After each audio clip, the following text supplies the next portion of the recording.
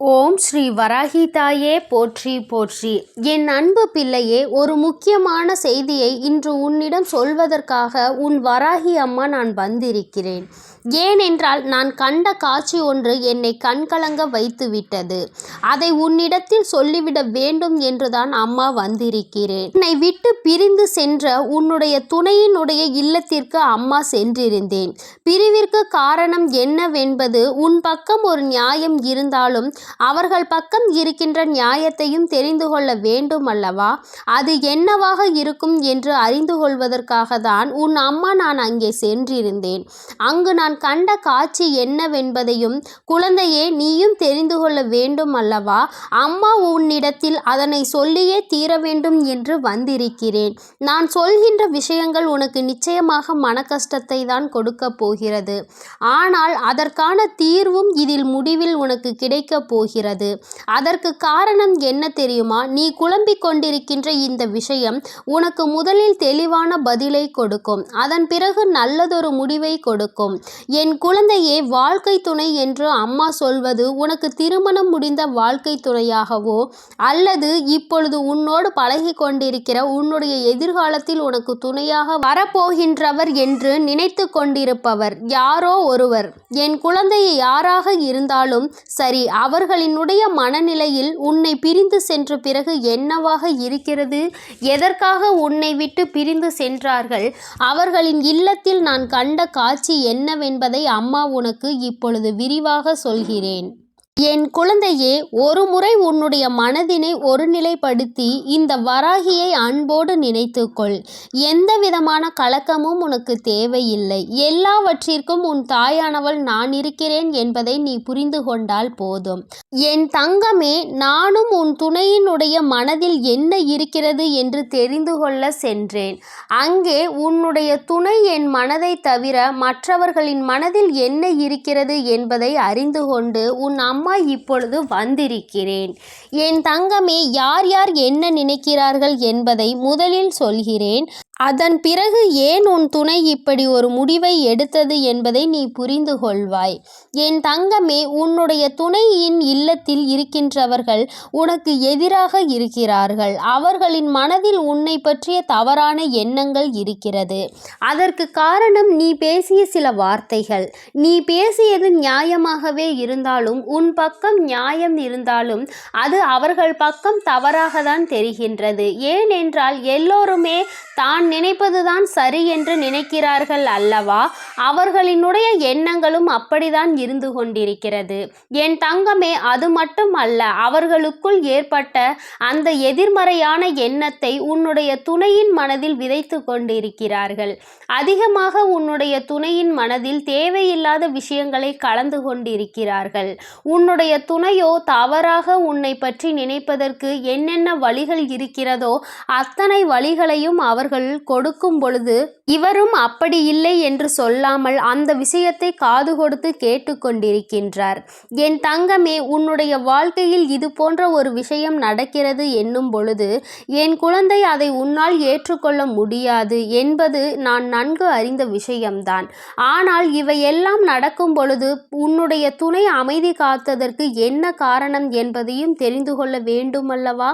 எத்தனைதான் நீ அவருக்கு உயிராக இருந்தாலும் அவர்களினுடைய குடும்பம் என்று வரும்பொழுது அங்கே அவர்களினுடைய மனது சிறிதும் தடுமாற்றம் அடையத்தான் செய்கிறது. ஏனென்றால் நீ பேசிய வார்த்தைகள் அவர்களுக்கு வேதனையை கொடுத்தது என்று உன் துணையிடம் சொல்லும் பொழுது உன்னுடைய துணை என் மனதும் பெரிது சஞ்சலம் படத்தான் செய்கிறது. நம்முடைய வாழ்க்கை துணையாக காலம் முழுவதும் வரக்கூடியவர்கள் இப்பொழுதே நம் குடும்பத்தினருக்கு இடையே இத்தனை பிரச்சனைகளை ஏற்படுத்தி விட்டால் நாளை எப்படி இங்கே வந்து ஒற்றுமையாக இருக்க முடியும் என்று அவர்கள் நினைக்கிறார்கள். என் தங்கமே, அவர்களினுடைய எண்ணங்களை தவறு என்று முழுமையாக சொல்லிவிட முடியாது. நீ செய்தது சரி என்றும் முழுமையாக சொல்லிவிட முடியாது. அம்மா சொல்வது சரிதானே என்று ஒரு முறை நீ சிந்தித்து பார். என் தங்கமே, நீ நியாயமாகவே பேசியிருந்தாலும் ஆனால் யாரை பேசினோம் என்பதில் சிறிது கவனம் இருக்க வேண்டும். என் தங்கமே, உன்னுடைய வாழ்க்கை துணையினுடைய சம்பந்தப்பட்டவர்களாக இருக்கும் இருக்கும் பொழுது சிறிதளவு கவனம் தேவை. அதற்காக அம்மா நீ நியாயத்தை எடுத்து சொல்லக்கூடாது என்று சொல்லவில்லை. அதற்கான சரியான நேரத்தை நீ எதிர்பார்த்து நிற்க வேண்டும் என்றுதான் அம்மா சொல்கிறேன். சூழ்நிலைகள் உனக்கு சாதகமாக இல்லாத பொழுது நீ பேசியதுதான் இத்தனை பிரச்சனைகளுக்கும் காரணமாக மாறிவிட்டது. இப்பொழுது அது எந்த அளவிற்கு வந்து நிற்கிறது என்று பார்த்தாயா? உன்னை உன் துணையிடம் இருந்து பிரிக்கின்ற அளவிற்கு, திட்டம் தீட்டுகின்ற அளவிற்கு இந்த விஷயம் தொடங்கிவிட்டது. என் தங்கமே, எதுவாக இருந்தாலும் உன்னுடைய துணை காத்த அந்த அமைதிக்கு காரணம் நீ அவர்களின் பேச்சையும் மீறி பேசிவிட்டாய் என்கின்ற ஒரு வருத்தம். மற்றபடி அவரின் மனதை அங்கே மாற்றுகின்ற முயற்சிகள் எதுவும் அவரிடத்தில் எடுபடவில்லை. அதை அவர் காது கொடுத்தும் கேட்பது போல உட்கார்ந்து கொண்டிருக்கிறார் என்பதற்காக மேலும் மேலும் பேசிக்கொண்டே அவரினுடைய மனநிலையை மாற்ற முயற்சிகள் நடக்கிறது. ஆனால் இது பயனளிக்காது என்பதனை இப்பொழுது அவர்களுக்கு உணரத் தொடங்கிவிட்டார்கள். இருந்தாலும் நம்மால் ஆன முயற்சிகளை செய்து பார்ப்போம் என்று செய்து கொண்டிருக்கிறார்கள். சரி, அவர்கள் செய்துவிட்டு போகட்டும். ஆனால் உன்னுடைய உண்மையான அன்பு, உன்னை என் மீது நீ கொண்டிருக்கின்ற நம்பிக்கை நிச்சயமாக அவரினுடைய மனதை ஒரு நாளும் மாற்றிவிடாது. அவர்களினுடைய எண்ணங்கள் முழுவதும் அவசரப்பட்டு பேசிவிட்டாய் என்கின்ற வருத்தம்தானே தவிர அவரிடத்தில் எந்த ஒரு ஆலோசனைகளையும் கேட்கவில்லையே என்கின்ற மன கஷ்டம்தானே தவிர உன் மீது எந்தவிதமான கோபதாபங்களும் அவருக்கு இல்லை. என் தங்கமே, அதனால் இந்த உறவு மீண்டும் தொடரப்போகின்ற உறவு. இந்த பந்தம் மீண்டும் உன்னோடு காலம் முழுவதும் வரப்போகின்ற பந்தம். அதனால் உனக்குள் எந்தவிதமான கலக்கங்களும் தேவை கிடையாது. மற்றவர்களினுடைய எண்ணங்கள் உனக்கு எதிராக இப்பொழுது இருக்கிறது. ஆனால் என் தங்கமே, உன்னுடைய சூழ்நிலை மாறும் பொழுது நிச்சயமாக அவர்களின் மனநிலையும் தானாகவே மாறிவிடும். எப்பொழுது ஒரே பிடியில் நின்று கொண்டிருக்க முடியாது. அவர்களுக்கு அவரவர்கள் குடும்பத்தில் இருக்கின்றவர்களின் வாழ்க்கை முக்கியமானதாக தோன்றும் பொழுது தேவையில்லாமல் அடுத்தவரின் விஷயத்தில் தலையிடக்கூடாது என்ற எண்ணம் தோன்றும். அதற்கு அவர்கள் வாழ்க்கையில் இது போன்ற ஒரு சம்பவம் நடக்க காத்து கொண்டிருக்கிறது. அதிலிருந்து நல்ல பாடத்தை கற்றுக்கொண்டு வந்து உன் வாழ்க்கையில் தலையிடக்கூடாது என்பதை நிச்சயமாக புரிந்து கொள்வார்கள். என் குழந்தையே, இனிமேல் எந்த விஷயமானாலும் துணையினுடைய குடும்பத்தாரின் சம்பந்தப்பட்ட விஷயமாக இருந்தால் அவரிடத்தில் சிறிது ஆலோசனை பெற்றுவிட்டு பிறகு நீ நிச்சயமாக உனக்கு அதில் இருந்து நல்ல பலன்கள் கிடைக்கும். மாறாக உன்னுடைய சொந்த முடிவாக இருக்கும் பட்சத்தில் நமக்கு கஷ்டம் வரும் பொழுது அதில் இவரால் எந்த விதமான உதவியும் செய்ய முடியாமல் ஒதுங்கி நின்று வேடிக்கை மட்டும்தான் பார்க்க முடியும் என்பதை நீ இப்பொழுதுதானே நடந்து கொண்டிருப்பதை பார்த்து புரிந்து கொண்டிருக்கிறாய். என் தங்கமே, இனி ஒரு நாளும் இந்த சூழ்நிலை உன் வாழ்க்கையில் வராமல் நீ பார்த்து கொள்ள வேண்டும். உன்னை சுற்றி நடக்கின்ற விஷயங்கள் எல்லாம் எதை சார்ந்தது என்பதை நீ புரிந்து கொள்ள வேண்டும். உன்னுடைய அழகான வாழ்க்கையை மீண்டும் உன் கைகளில் நிச்சயமாக நான் கொடுப்பேன். மற்றவர்களின் மனநிலையை மாற்றி உன் கைகளில் அதை கொடுக்கின்ற நேரம் மறுபடியும் வரும்.